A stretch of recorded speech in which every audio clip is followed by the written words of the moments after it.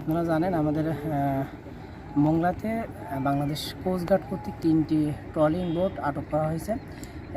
এই ট্রলিংটা আসলে একেবারে নিষিদ্ধ। আমাদের বাংলাদেশের সামুদ্রিক জলসীমায় অবৈধ ট্রল রোধে আমাদের বাংলাদেশ যে 2টা আইন এবং বিধিমালা আছে, সেই বাংলাদেশ সামুদ্রিক মৎস্য আইন 2020 এই আইনের আলোকেই মূলত সরকার অবৈধ ট্রল রোধে মূলত বাংলাদেশ নৌবাহিনী এবং বাংলাদেশ কোস্টগার্ড কর্তৃক রেগুলার অপারেশন চালায়। তার পরিপ্রেক্ষিতে আমাদের এই সামুদ্রিক জলসীমা থেকে বাংলাদেশের 3টা ট্রলার আটক করা হয়েছে।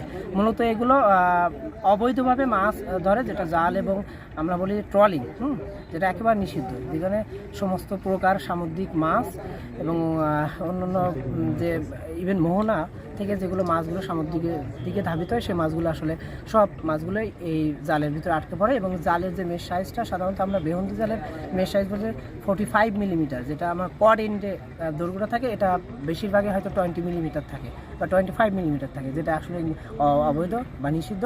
তারই ফলশ্রুতি মূলত জাল এবং এই যে ট্রল, মানে এই যে বোটটা যে ট্রলিং করে, এটা নিষিদ্ধ আর কি। এই জন্য আমরা এই বোটে 3টা বোটে 37 জন জেলেকে বাংলাদেশ কোস্টগার্ড আটক করছে। আমরা পরবর্তী যে পদক্ষেপ আইনগত যে ব্যবস্থা, সেই অনুযায়ী আমরা সামনের দিকে এগিয়ে যাচ্ছি। আপনারা জানেন দুবলাসরে আমরা প্রতি বছর প্রায় অ্যাওয়ারনেস প্রোগ্রাম করি।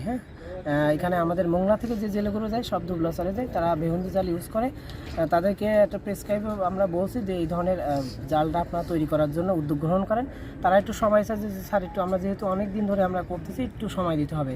তারপর আমরা কোস্টগার্ড এবং নেভির যে যৌথ প্রচেষ্টার মাধ্যমে তাদের সাথে প্রতি বছরই মূলত দুবলাসরে আমরা অ্যাওয়ারনেস প্রোগ্রামটা করে থাকি।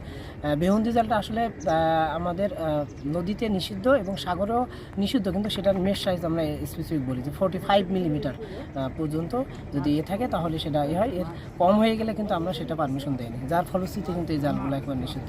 আর ট্রলিং বোট হিসাবে কিন্তু ট্রলিং যেহেতু নিষিদ্ধ, সেই হিসাবে বোটটাও কিন্তু আটক করা হয়েছে। ঠিক আছে, প্রাথমিকভাবে যেটা জাজমেন্ট করলে মনে হয় 70 থেকে 80 মন মাছ আটক করা হয়েছে। কি ধরনের মাছ?